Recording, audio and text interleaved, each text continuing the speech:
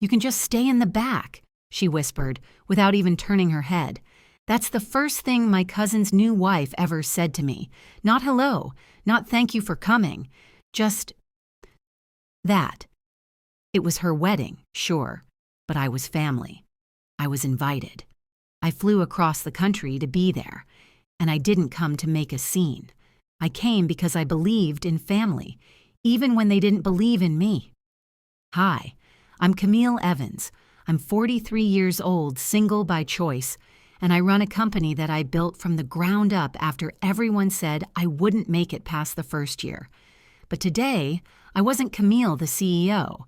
I was Camille, the +1 of a maybe relative, or at least that's how they treated me. Let me rewind. The wedding was for my cousin Eric, my late aunt's son.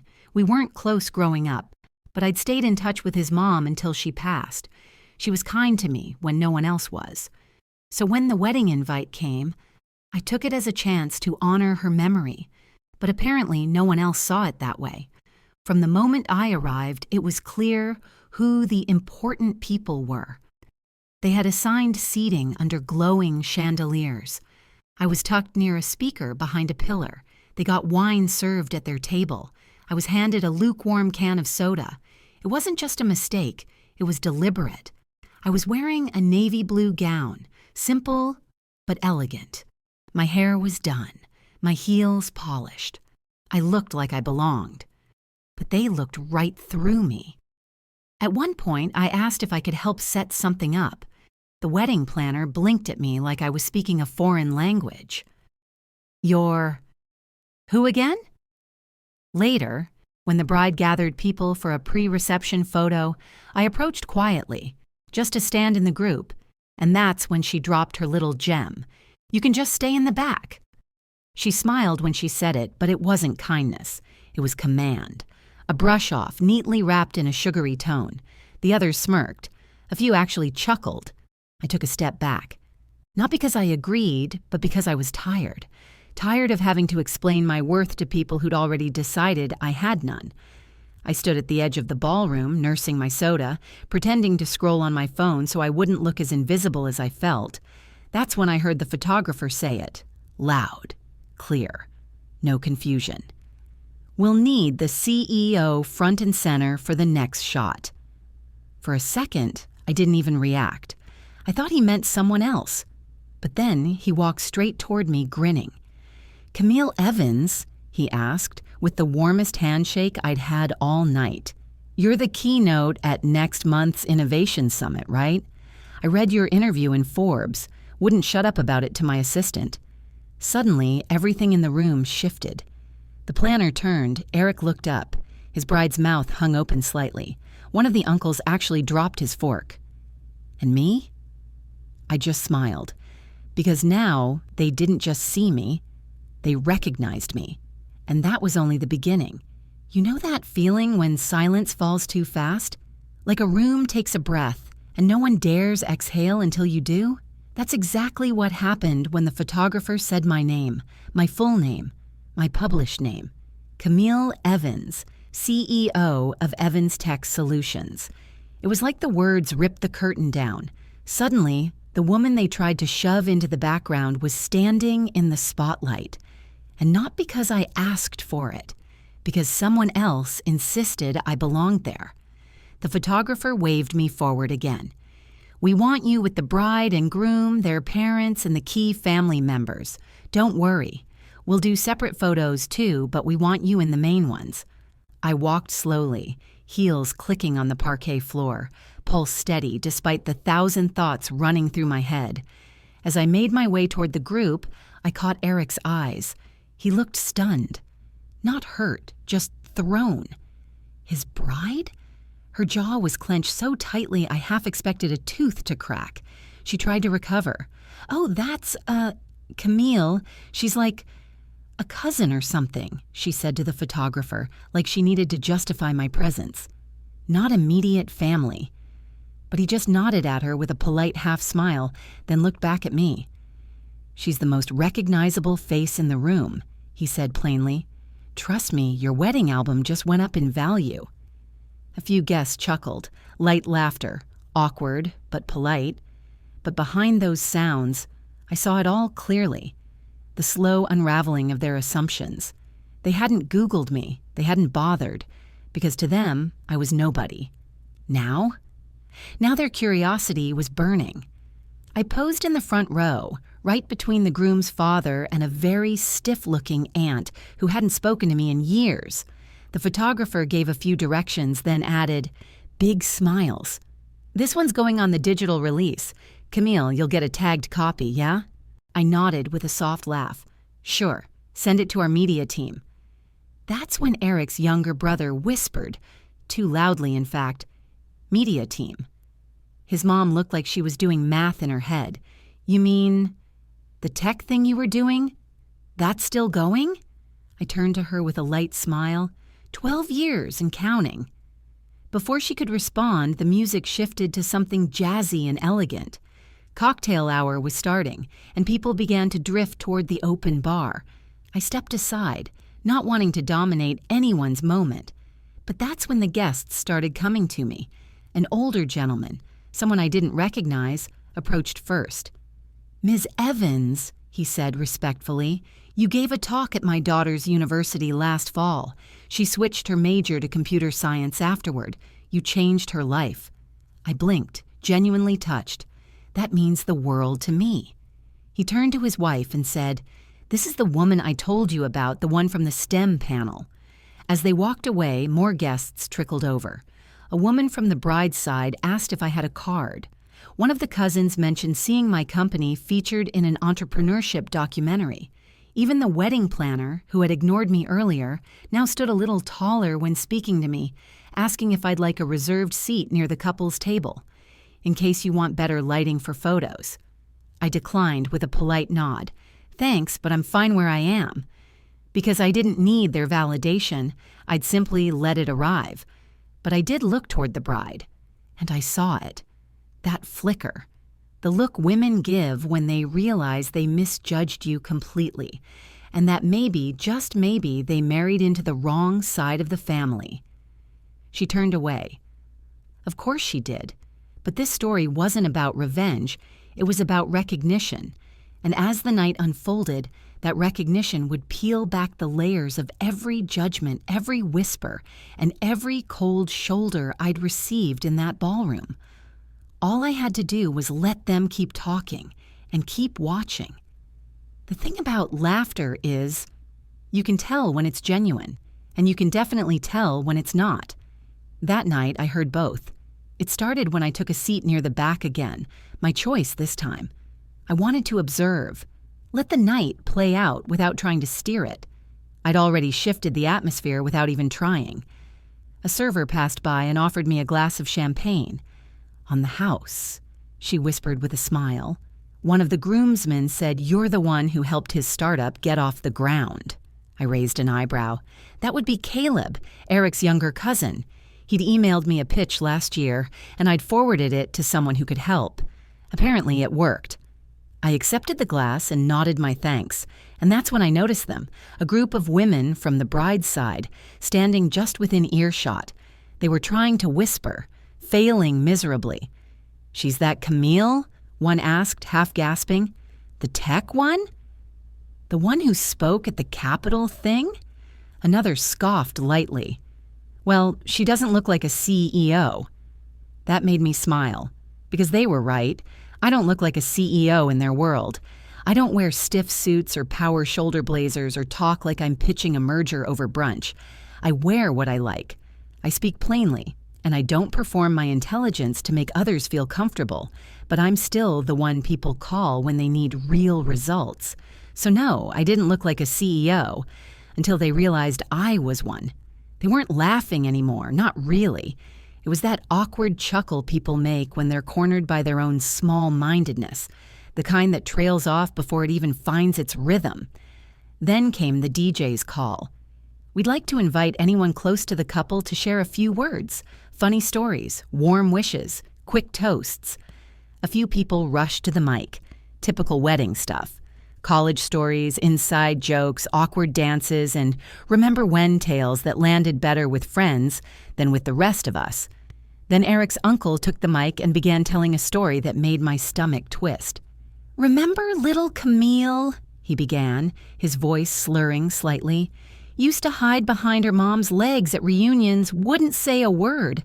We all said she'd probably end up a librarian or something." The room laughed. Hard, like that was the punchline. "Never imagined she'd be running the show now, huh?" He turned, swaying slightly, pointing at me like I was a game show prize. Turns out the mouse was a lion all along. More laughter, but thinner now. Uneven. Even Eric looked uncomfortable. I smiled but didn't stand. I didn't clap. I just lifted my glass slightly in acknowledgement, because I wasn't going to be their spectacle. Not now, not ever again. The moment passed, and the mic rotated a few more times. Then, to my surprise, the photographer stood up again. "I don't usually speak at events," he said, adjusting his jacket, "but I have to say, this is one of the most dynamic rooms I've shot in a while, and part of that is thanks to Camille Evans." All eyes turned again. She's an example of how success doesn't need to scream to be seen. I recognized her the moment she walked in. Didn't expect her to be here, but I'm glad she is. He looked at me with a quiet nod. Real power doesn't need permission. No applause this time, just stillness, because he wasn't trying to impress anyone. He was speaking truth. And for some people in that room, truth stings a little when it lands too close to home. I didn't gloat. I didn't interrupt. I simply sat there, letting the silence speak for me. Because for once, the people who always talked over me had to sit with the realization that I had never needed their approval, and I wasn't here to earn it now. I was near the dessert table when she found me. The bride, Madison. She'd changed out of her heels by then, slipping into sparkling flats, but her jaw was still tight, her posture still stiff. And her eyes, they darted between smiling and stormy in the same breath. "Camille," she said, gripping the edge of her sequined gown, "do you have a moment?" Of course, the obligatory pull aside. I followed her to the hallway outside the ballroom, near a table filled with wedding favors, small monogrammed candles, hers and Eric's initials in cursive gold. The music dulled behind us, and I could hear the hesitation in her breath as she turned to face me. "I didn't mean to offend you earlier," she began, "about where you stood." In the photos, I tilted my head, waiting. I didn't need to rescue her from the discomfort. She had arrived here on her own. "I didn't realize who you were," she added quickly. "No one told me you were, successful. You just looked—" She stopped herself. "Plain? Average? Not worth the space I took up?" She didn't say it, but her silence said enough. I kept my voice calm. "You thought I was just another seat filler, a +1 in the background." She blinked, caught. "Well, yes, I knew you were Eric's cousin, but we haven't heard much about you, so I assumed—" That was the problem, wasn't it? People fill in the blanks with whatever makes them feel superior. I smiled, gently, not smugly. "You're not the first to overlook me, but usually those people don't make it past the first round of partnership meetings." Her mouth parted slightly. "I didn't mean any harm." I nodded. "I know." And I believed her. She didn't mean harm, but that didn't make her actions harmless. "It's not about being in the front of the photo," I said. "It's about the assumption that someone doesn't belong there until they're proven useful. That kind of thinking doesn't disappear with an apology. It disappears with change." Madison looked like she wanted to argue, but she didn't. Instead, she looked down at the candle table and fiddled with one of the ribbons. "I thought you'd be upset," she finally said. "I'm not upset," I replied. "I'm just used to being underestimated." And that was the truth. I'd spent years walking into rooms full of men who thought I was someone's assistant, into meetings where I wasn't offered coffee because no one thought I was staying long, into family events where I was the invisible one. But every time someone counted me out, I added another silent tally to my list. I didn't have to scream to be heard anymore, because people were listening now, whether they liked it or not. "I didn't come here to take up space," I told her. I came to celebrate. I thought I was being kind by staying quiet. Turns out, quiet isn't always the right answer. She nodded slowly. You're right. We stood there for a moment. Two women in heels, under too bright hallway lighting, surrounded by candles that would eventually gather dust in someone's drawer. Then she reached out and touched my arm. I'd like to fix it if I can. I looked at her, really looked, and I saw the vulnerability in her eyes. Not fear of me, but of the mirror I'd become. You'll have plenty of chances, I said softly. Just don't wait until someone hands you a title to treat them with dignity. With that, I walked back inside, not triumphant, not dramatic, just grounded. Because I knew the story wasn't finished. Not yet. The real shift hadn't happened in public. Not fully. But it was coming. I returned to my seat as the staff began bringing out the dinner plates, plated filet mignon, roasted vegetables stacked like artwork, and some sort of infused butter I couldn't pronounce. Every detail had been curated to perfection, and yet the real tension in the room had nothing to do with the food. People were watching me now. Not the way they watched the bride, not the way they cheered when the best man delivered his punchlines or when someone clinked a glass for another kiss. No, this was different. This was the kind of gaze people give when they suddenly realize they've been standing next to someone they once dismissed, and that someone might just be the most powerful person in the room. It wasn't just curiosity, it was caution. And in that room full of chatter and champagne, I could feel the shift. Some of the guests who had avoided me earlier were now eyeing the empty seats beside mine like they regretted their earlier choices. I cut into my steak, took a sip of wine, and let them keep wondering. Across the room, Eric stood and tapped his glass with a butter knife. Can I have your attention for just a minute? The room hushed instantly. He smiled nervously. Before dessert, I just wanted to thank everyone for being here tonight. Family means a lot to me. It's not always perfect, but it's who we are. His eyes flickered toward me for a second, then darted away. And I also want to give a special shout out to someone who came a long way and who I frankly didn't expect to be here tonight. Camille. He gestured awkwardly, hand fluttering in my direction. You've always done your own thing. We didn't always get it. But seeing what you've built, what you've become, I just want to say, I'm proud to be your cousin. A beat passed, then scattered applause. It wasn't loud, it wasn't roaring. But it was real. And for someone like Eric, whose ego usually left little room for humility, that was as close to an olive branch as I'd ever get. I nodded politely, not standing, not waving, just meeting his gaze and letting the moment settle between us. Then, like clockwork, the vultures circled. Camille, I'd love to pick your brain sometime about a little app idea I've been working on, said a man across the table who had earlier ignored me while bragging about his golf swing. Another leaned in. You're in tech, right? My niece is trying to get into coding. Maybe you could mentor her. And then the kicker. The aunt who once told my mother I'd never be marriage material with that brain of hers. She now lifted her glass and said, You must be the pride of the family now. Now, not back then. Not when I was crying in my dorm room trying to fix a busted laptop with borrowed tools. Not when I worked 2 jobs to keep my business afloat, while others asked why I didn't just marry rich. Now, when I was successful and visible and useful, but I didn't let it show on my face. I simply responded, I've always been proud of myself, even when no one else was. She blinked, smiled, said nothing. Because what could she say?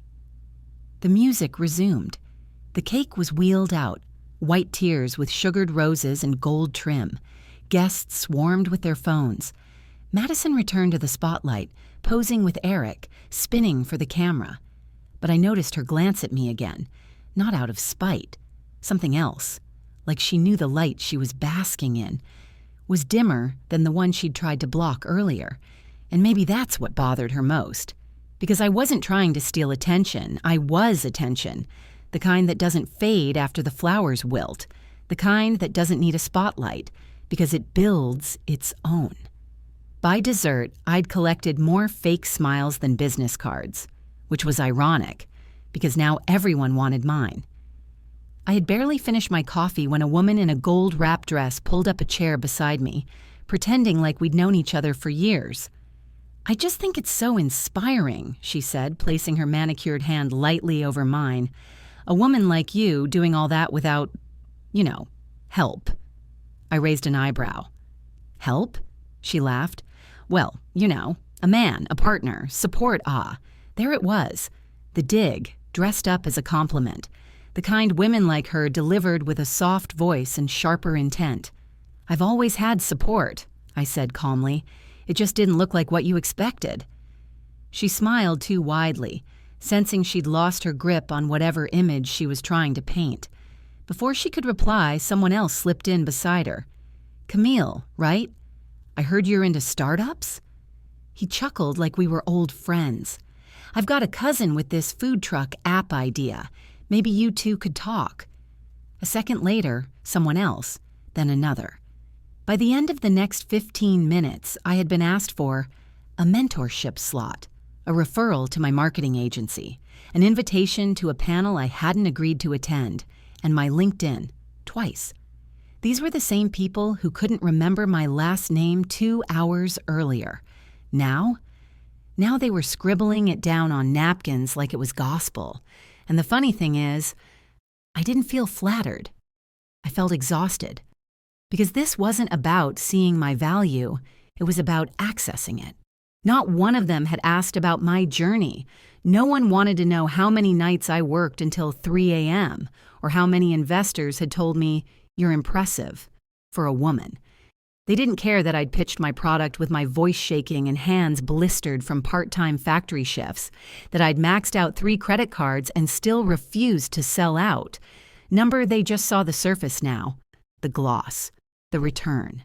So I smiled politely, nodded when needed, wrote down names I would never call back. And then I excused myself. I stepped out to the terrace, where the cool air wrapped around me like armor.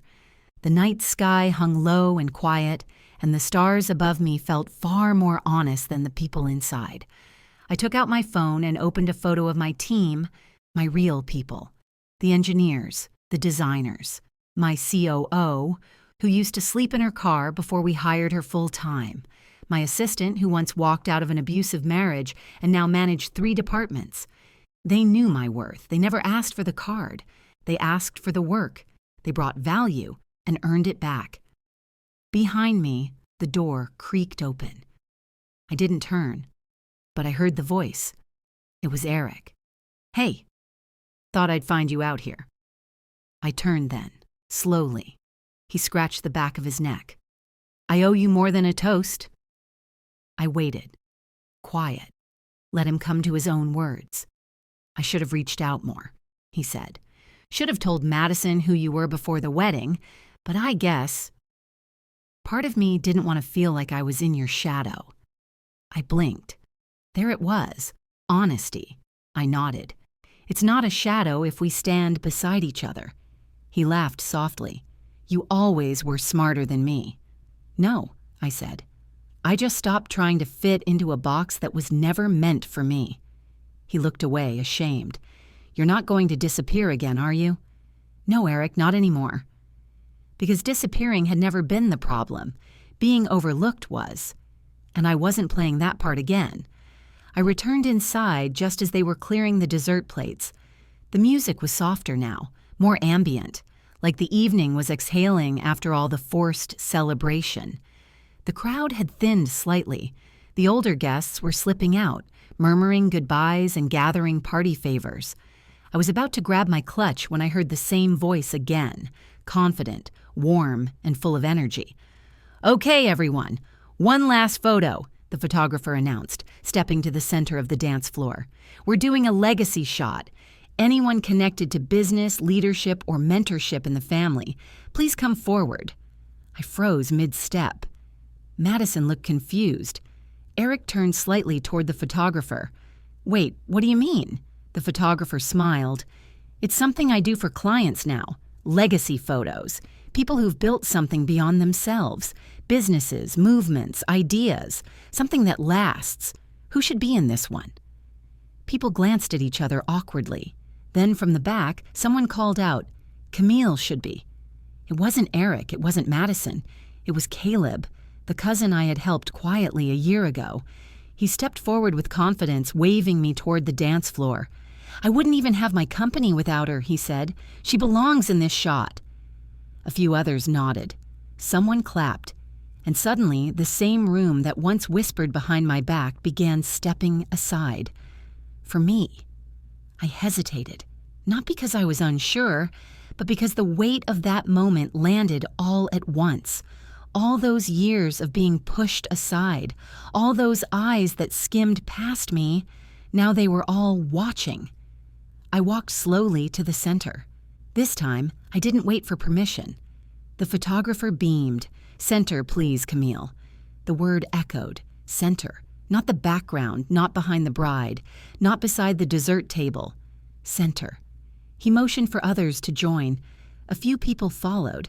Caleb, an aunt who'd opened a daycare, someone's wife who ran a real estate office, but I was in the middle, literally and symbolically. The flash went off once, twice. Then I heard murmurs ripple through the room again, but not mockery this time, wonder. The bride stood stiff near the edge of the room, her smile brittle, like it had been glued on too tight for too long. Eric had his hands in his pockets, watching me with a quiet respect that hadn't been there before. As the photographer reviewed the photo, he laughed. Well, this one's definitely going viral in the family group chat. He held up his camera and showed the screen to a nearby groomsman who let out a low whistle. Damn, he muttered. That looks like a Forbes cover. That's when Madison stepped forward, slowly. She didn't say anything at first, just looked at me, the tension between us still thick, but no longer hostile. I get it now, she said quietly. I get what you were trying not to say. I nodded. Sometimes the loudest statements are the ones you don't speak. She looked down, ashamed but not defensive. I made a lot of assumptions. Yes, I said softly but firmly, but it's what you do after realizing that matters.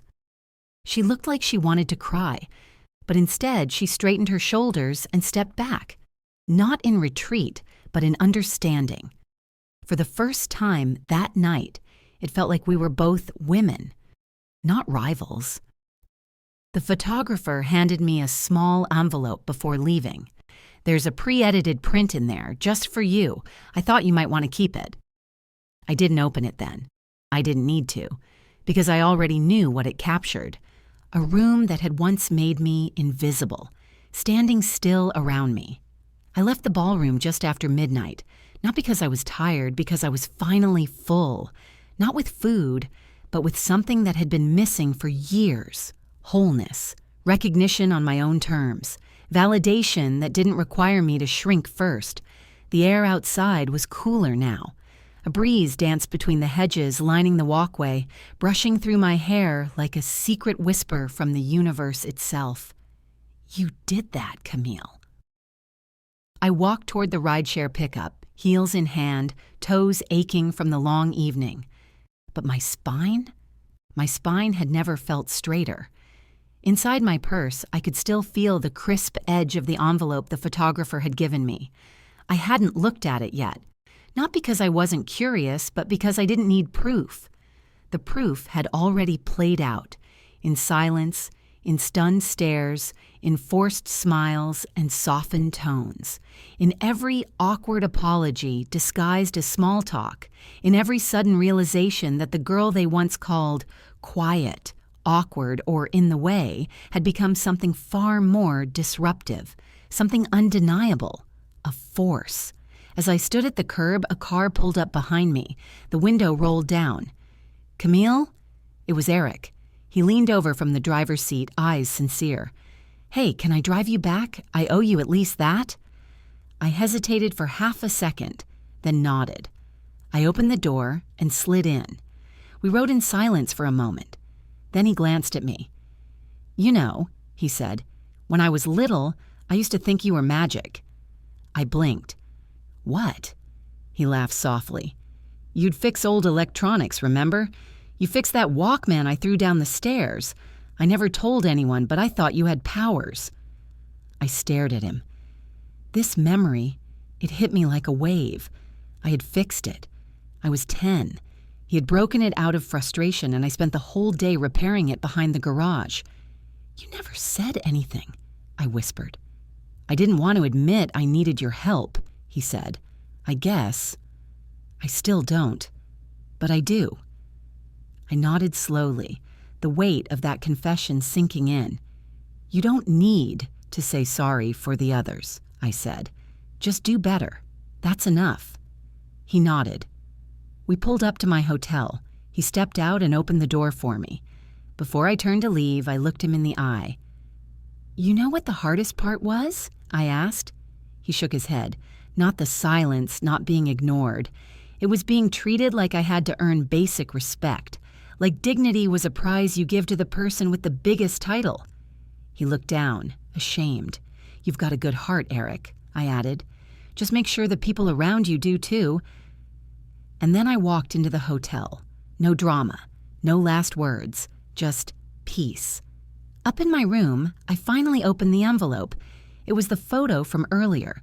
There I was, center of the frame, shoulders back, a quiet power in my eyes, people surrounding me, but none outshining. For the first time in a long time, I saw myself the way I deserved to be seen. Not as a woman to tolerate, or an afterthought to make room for, but as a woman who belonged, boldly, fully, unapologetically. That night, they tried to shrink me, to tuck me behind centerpieces and whispered judgments, to relegate me to the back of the room like I was a mistake they couldn't edit out. But I didn't shrink. I stood up. I showed up. And without ever raising my voice, I took up space. And not one of them will ever forget it. Not now. Not after what they saw when the camera flashed, because when the story gets retold, and it will, they'll say, "She wasn't just in the photo. She was the moment."